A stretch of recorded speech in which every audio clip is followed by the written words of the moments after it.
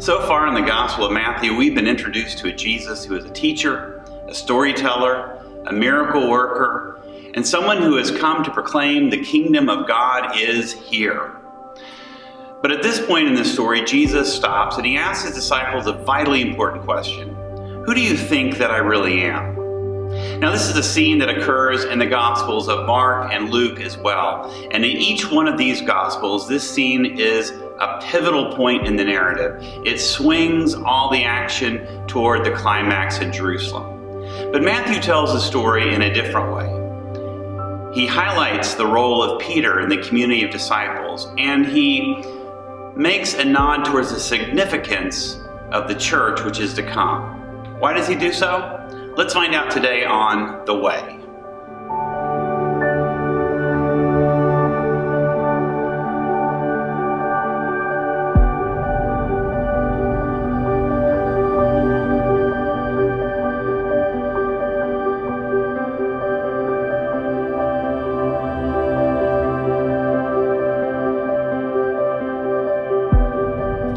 Of all four Gospels, Matthew's Gospel is the one that's most interested in the life of the church, that community of faith that emerges after Jesus leaves the earth.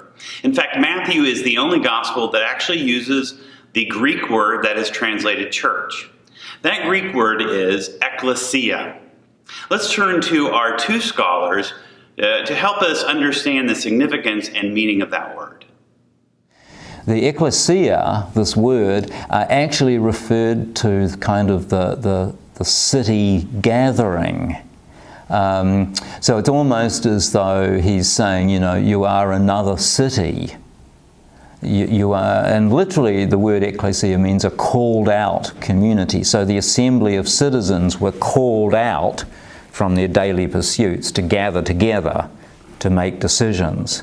So here's this community that, in a sense, is called out from the rest of its society. Not totally and completely, because it has to be in mission to that society, but it's a called out, it's a specially constituted group, and it's constituted by the call of Jesus, by the encounter with the empire of the heavens. And it's got particular tasks, it's got particular jobs to do with a particular identity.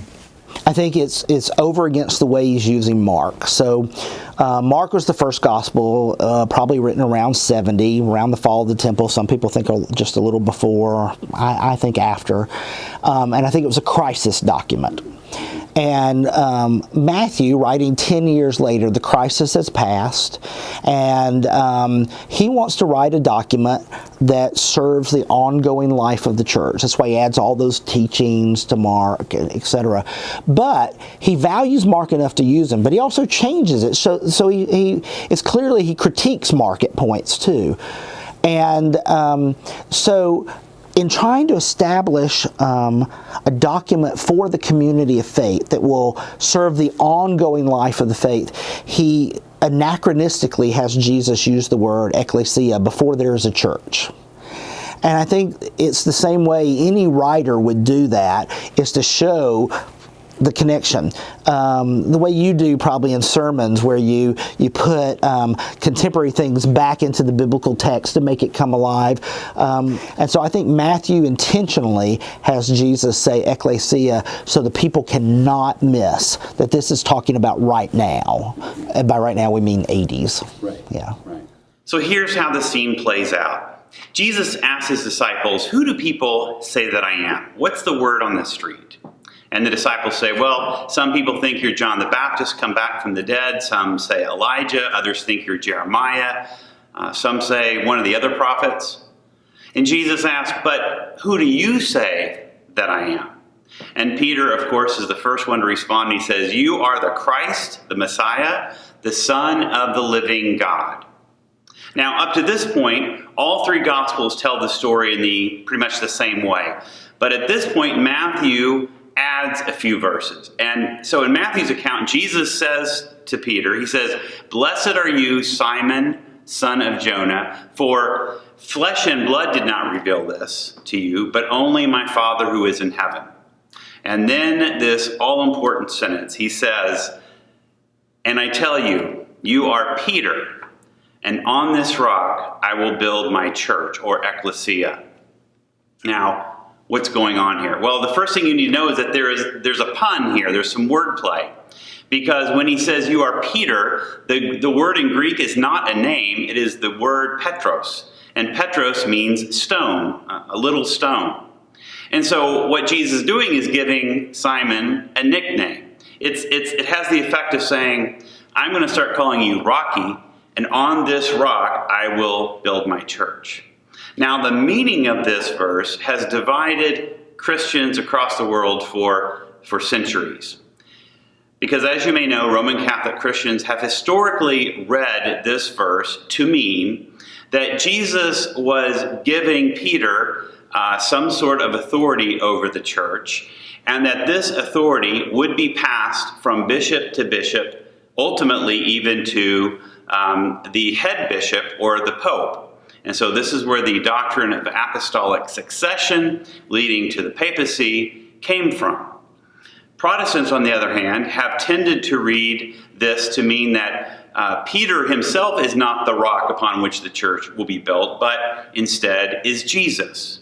Now, what is the correct way to understand this verse? Let's once again turn to our scholars who themselves disagree slightly over the meaning of this verse.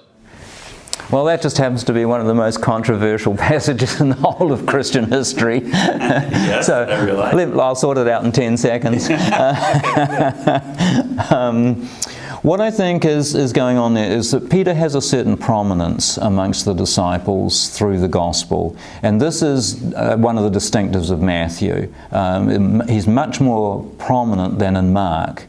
Peter's the guy who usually asks the question or is always with Jesus. He's the big mouth who's going to always be faithful to Jesus and all these sorts of things. And some folks have suggested that this is another one of those indications that the gospel was written in Antioch, where Peter seems to have been a powerful figure after the resurrection, and so Peter is in kind of the local traditions that end up in the gospel. So this passage, you're Peter, and on this rock I'll build my church. We've done all sorts of things with this for 2,000 years, and of course in the Roman Catholic tradition, this is the rootedness of the whole notion of a pope that is constituted by Jesus' command. As a Protestant, I have to dissent from that. But what I think is happening is that Peter is again, as in many of the other instances, a representative disciple. And the rock is the confession that he has just made. You are the Christ, the Son of the living God. Clearly, Matthew wants Peter to be seen as getting it right. Humans haven't revealed this to you. God's revealed this to you. On this rock, I will build my church. And so I think that is, even though I wouldn't go with the whole papal things, I think it really is lifting up Peter, and Peter as a representative of the 12. And you showed that indeed we, the church, exist because they got these things right. And that's what I really think is at play there. Because whereas he says in this scene, to you I give the keys to the kingdom, later he says that of the ecclesia. To you, plural, I give the keys to the kingdom, which means they're not exclusively for Peter. What Peter got, we get. Interestingly, Catholic and Protestant theologians have recently come to a common understanding of what's happening in this verse. The consensus now is that when Jesus says, on this rock I will build my church, he really did mean on the person and figure of Peter, not on Peter's confession, not even on Jesus.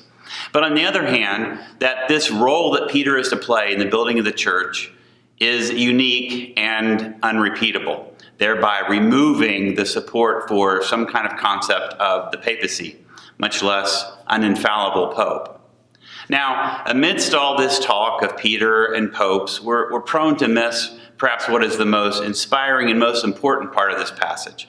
And that is this, that Jesus is building his church, and that this church will ultimately triumph over even death itself. That's good news for us. See you next time on The Way.